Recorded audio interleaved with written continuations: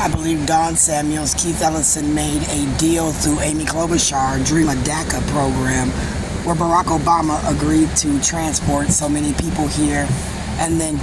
Donald Trump agreed to transport so many people here to the state of Minnesota, a sanctuary state, which if they were legalized naturally under the right terms, I wouldn't have a problem. But if they were illegally naturalized and they're violating my rights, my son's rights, through the indigenous pipeline deal, where my son right now might be in harm's way, where Sharon Martin under Keith Ellison, Donald Trump, I think is in harm's way due to the Dream of DACA program, where Don Samuels,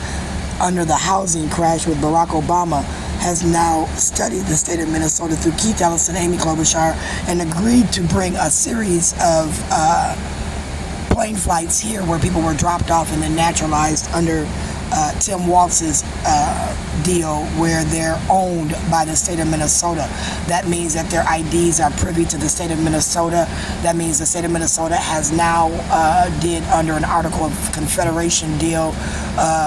secular government, where they decided they can own slaves. And as they want to own these slaves have now violated the rights of I and my children, and have gathered on this phone line where Keith Ellison, Dream of DACA, Amy Klobuchar, Don Samuels through Nas might be interfering with justice. I think they stole a lot of money from me starting that Dream of DACA program, where they paid for their flights to get here. They naturalized them outside the federal courthouse under Donald Trump, and then they got this illegal identification where in a secular government, Trump University said we can own slaves.